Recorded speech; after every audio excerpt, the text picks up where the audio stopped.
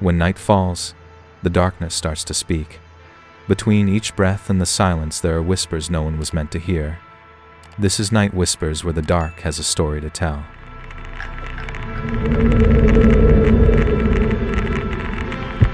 Back in high school, my friends and I had a hangout spot unlike anywhere else, the old baseball field behind the abandoned elementary school. Everyone in town figured the place was too damaged to rebuild, so it just sat there, rotting throughout our childhood. Because it sat right next to the woods and far from the town center, the field was nearly forgotten, and that emptiness was exactly what drew us to it. Hardly anyone ever went there except us. Sometimes kids broke into the school building to spray graffiti, and occasionally the cops patrolled around the area, but they never came to the baseball field behind it. So the place became our unofficial territory, a spot where even the kids with the worst home lives could relax and feel safe. One person who needed that place the most was Tim. At home, his mom caused constant trouble calling the police on him for the smallest reason she could make up, but at the field, adults couldn't interfere. We sat on the rusted, half-collapsed bleachers, smoked whatever we had, and talked nonsense to forget the problems weighing on us. Even though I loved the place, one thing always haunted me: the old street lamp next to the bleachers. I had no idea how it still worked, glowing with a strange, dim orange light. Since it was the only lamp there, we were always submerged in that stagnant glow. Beyond the edge of the field, the woods were pitch black, as if hiding something, watching us silently.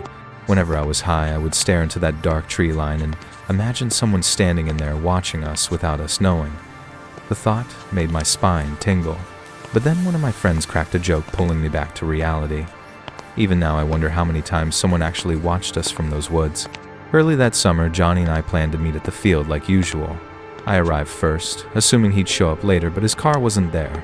Although we normally hated going through the woods alone at night, something about it excited me a bit, so I decided to walk ahead, cutting through the small forest to the field.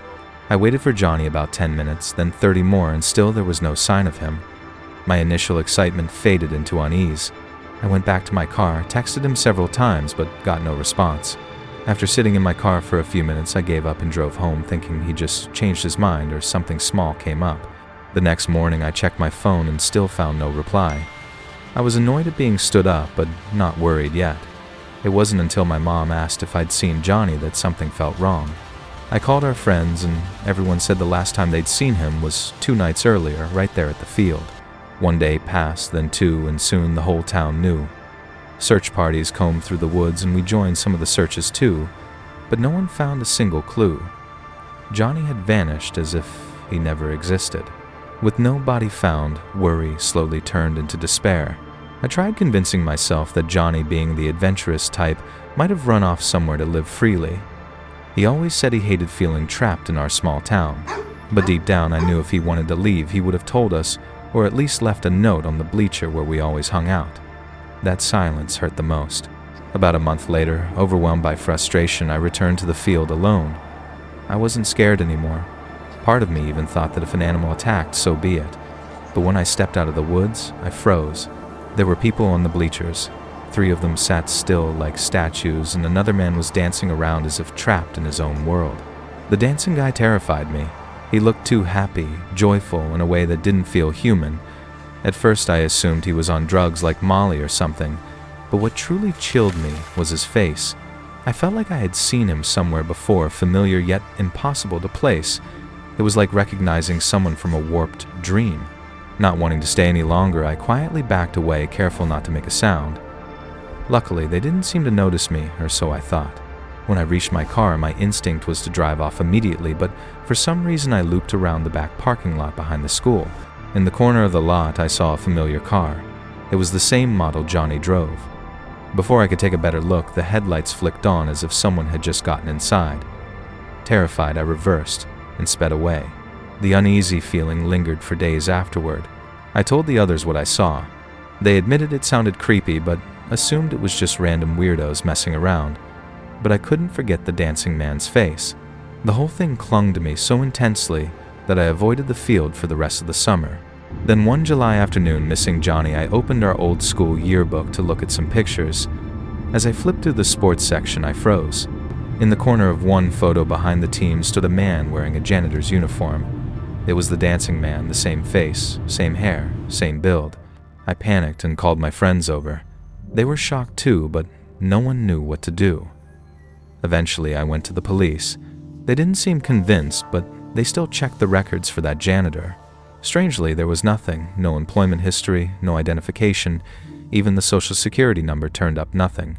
The record was empty, as if he had never existed. That unsettled me even more. I tried searching online, digging through every detail I could think of, but found nothing. The man was like a shadow, appearing in the photo yet leaving no trace, no name, no past. Toward the end of summer, I decided to face the place one last time and return to the field with a few friends. But the feeling of being watched clung to me the whole time. Every time I looked toward the woods, I felt eyes following me. The field that once felt like home now felt like somewhere I needed to escape from. That night as we drove away, I knew I'd never return again. I wanted to bury every memory tied to that place. But one early morning, half asleep and stepping into Dunkin' Donuts, I saw him, the man who'd been dancing at the field, the same one from the yearbook photo. He was standing there, in the flesh. At first, I thought I was mistaken. But when he turned and smiled at me, all doubt vanished. That smile made my heart stop. I ran after him as he left the store, but he quickly climbed into a car. Waiting by the curb, someone else was in the driver's seat. As the car sped off, I caught a glimpse of the license plate. 4-PAC-207. The unique plate Johnny always had. I had seen that car in the school parking lot that night. It had just been repainted, which was why I didn't recognize it. In that moment, everything clicked. They were driving Johnny's car. And Johnny hadn't been seen since. After that day, I never saw the man again, nor the car. Eventually, the whole thing faded into a memory I wish I could erase. But every time I think about Johnny, the weight returns. Some things happen and never get answered. I only have one way to close the story. Rest in peace, Johnny. It was the summer of 2024, and my friends Jake, Sam, Marcus, and I were completely burned out from weeks of interning at the Kennedy Space Center. Hours of staring at rocket telemetry had drained every bit of excitement from us. Being die-hard stargazers, all we wanted was one perfect night under a clean, untouched sky. After checking Google Maps and light pollution charts, we settled on a remote clearing deep inside Tate's Hell State Forest. The name Tate's Hell came from an old legend about a settler named C. Tate who vanished in the swamps during the 1800s, supposedly cursed by something lurking there. We didn't buy any of that. Ghost stories were for kids. We just wanted stars. Our home base would be an Airbnb, a tiny cabin outside Apalachicola, about 30 miles from the forest's edge, close enough to return before sunrise if anything went wrong. After work that Friday, we loaded into my Tesla and Marcus's Mustang, tossing blankets, snacks, and a telescope into the back. No camping gear, since the plan was to sleep at the cabin. The 7-hour drive from the Space Center felt endless, and by the time we reached the Airbnb, we were exhausted. We dropped our bags, grabbed a quick bite, and headed right back out toward the forest. The final stretch into Tate's Hell was rough. Narrow dirt paths twisted through endless pines and swampy patches where the water looked black even under headlights. With no cell service, our crackling walkie-talkies were the only way to stay connected between cars. Every sound in those woods felt too loud. Close to 2 a.m., we finally rolled into a clearing just big enough for both cars. The sky looked unreal. Stars scattered across the darkness like someone had cut holes in the heavens. We spread out the blankets, set up the telescope, and started pointing out constellations. Maybe 15 minutes passed before Sam's voice hissed through the radio. Guys, do you see headlights?" I turned around and saw a faint glow creeping slowly up the same trail we'd driven in on. In a place this isolated 40 miles from any town, nobody just randomly drives around at 2 a.m. My stomach tightened instantly. Jake told me to flash the Tesla's lights 3 quick bursts to see how they reacted. An old rust-eaten pickup stopped about 100 yards away. No honk, no wave, nothing. A couple of dark shapes stepped out and just stood there staring in our direction. Then came the voices. Low, distorted murmurs drifting across the swamp, too far to understand, but close enough to crawl under your skin. "This isn't right," Marcus said through the walkie-talkie. Sam added, "No one out here this late has good intentions." I swung my flashlight toward them, but the beam disappeared into a wall of darkness. The whispers kept coming soft and unsettling. Jake tried to keep us calm and suggested moving to another spot before things escalated. We agreed if those headlights appeared again, we'd bolt straight back to the Airbnb.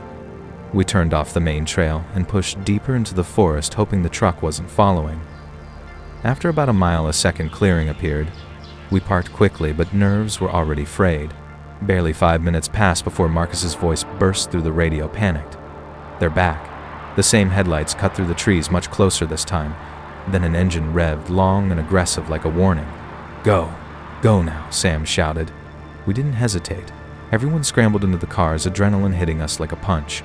I floored the Tesla, the undercarriage slamming against roots and rocks. Behind us, the truck's high beams blasted straight into the rearview mirror, blinding me. Jake kept calling Marcus through the walkie-talkie. "You guys okay?" A shaky reply came back. "Barely." There, right behind us.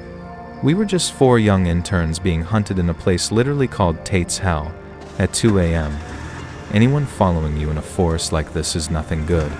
I pushed the Tesla as hard as it could take it while Marcus tried to keep the Mustang steady behind us. At one sharp turn, the truck's lights disappeared for a moment. My heart leapt, thinking we'd finally shaken them. But seconds later, those headlights reappeared like they were playing with us. We hit a fork in the trail, and I made a split-second decision to veer left, silently praying it led toward a main road. Somehow, the truck followed perfectly still, glued to us. Just when it felt like we were boxed into the forest forever, the dirt softened into pavement and a faded highway sign appeared ahead. We had reached the edge of Tate's Hell. I checked the mirror again, nothing. No headlights, no engine noise. Marcus pulled up beside us, and we all stopped on the road's shoulder, breathing hard. The only sounds were crickets and the crackle of static from our walkie-talkies. Nobody dared get out. Nobody dared speak. We just stared into the tree line, waiting for those lights to return. The drive back to the Airbnb was dead silent. When we got inside, we locked every door and window. Even though we were supposedly safe, it didn't feel that way. We tried guessing who those people were, poachers, criminals, or something tied to the old stories about Tate's Hell, but none of the theories made the situation feel any less disturbing. What really haunted us wasn't the chase itself, but the way those people acted. The silence, the stillness, the fact that they didn't rush us. They wanted us to feel afraid. They watched us like they were studying us. After that night, we never returned to the forest, and we don't talk about the incident anymore. But whenever I drive along empty Florida roads, part of me is still listening for headlights in the dark. I traveled to Japan in December 2023 for a 3-week vacation and decided to visit my family's ryokan in the mountains of Kaga Onsen. The inn was built along the side of a hill overlooking the cold Daishoji River, surrounded by ancient forests considered sacred for centuries. It had been more than 15 years since I last visited, so returning there stirred a strange mix of nostalgia and curiosity within me. My father once told me that during construction, workers uncovered old stone blocks and fragments of pillars buried beneath the ground. Some historians believed a small shrine from the 9th century once stood there before disappearing into the wilderness. That story had always fascinated me, and coming back after so long made me wonder whether any traces of that forgotten structure still existed somewhere in the forest nearby. When I arrived in Kanazawa, I rented a car near the train station before driving up toward the mountains. Heavy snowfall turned the road slick and visibility low, forcing me to drive slowly. A trip that normally took about an hour stretched into nearly 2. When I finally reached the ryokan, I discovered it was completely empty. Winter brought almost no visitors to the region, and there were no staff on site. Standing alone inside the wide hallways of such a large building felt surreal. The quiet was so deep it almost hummed. With no employees around, I picked a room key from the reception counter and let myself into one of the suites.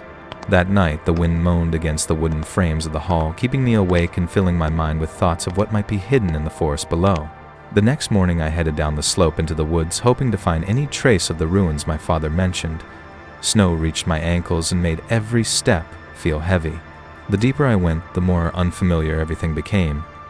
At some point, I realized I had completely lost my bearings. When I checked my phone, there was no signal at all, not even a single bar. Surrounded by trees in every direction, I spotted a large hill rising ahead. I thought climbing to the top might give me a clear view of the surroundings.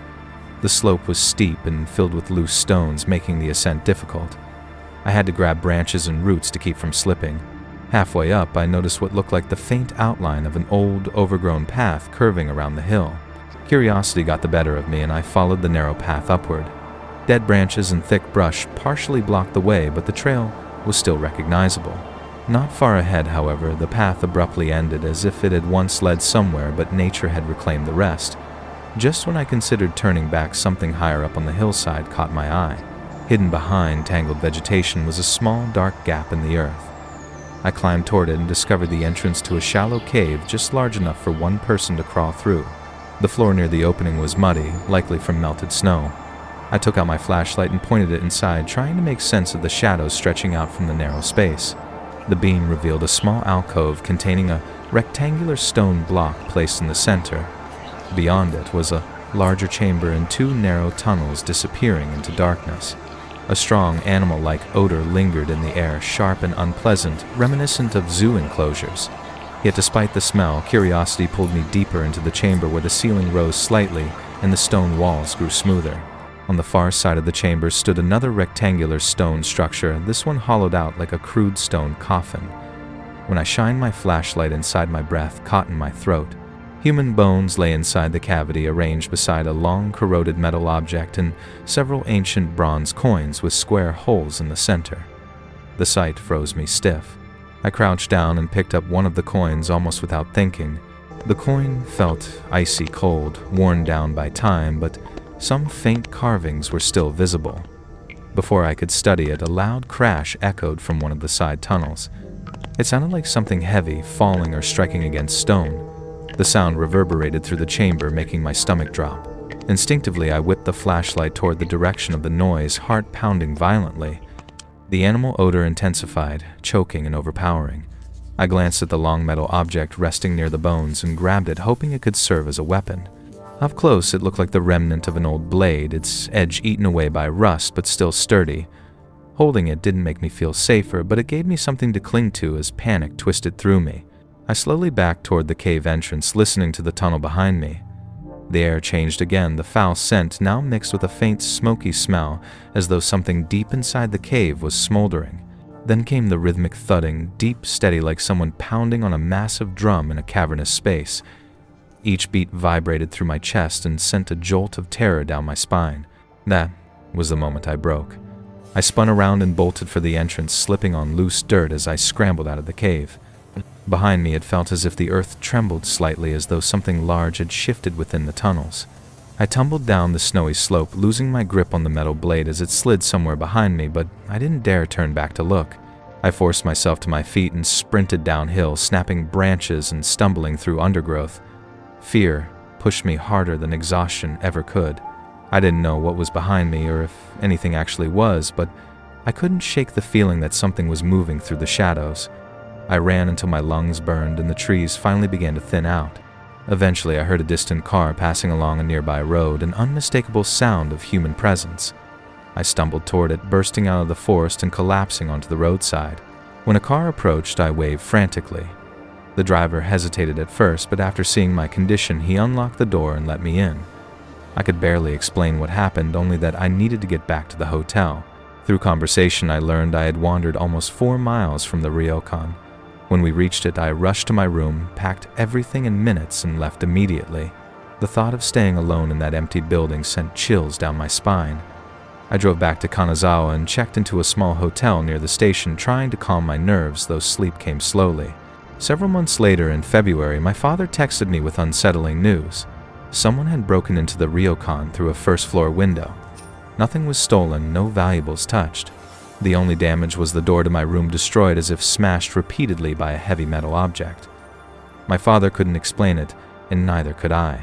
Whether connected to the cave or not, one truth became clear: I would never stay in that hotel again. Thank you for staying until the end. If the dark didn't scare you away, maybe you belong here. Subscribe to Night Whispers and let the darkness find you again next time.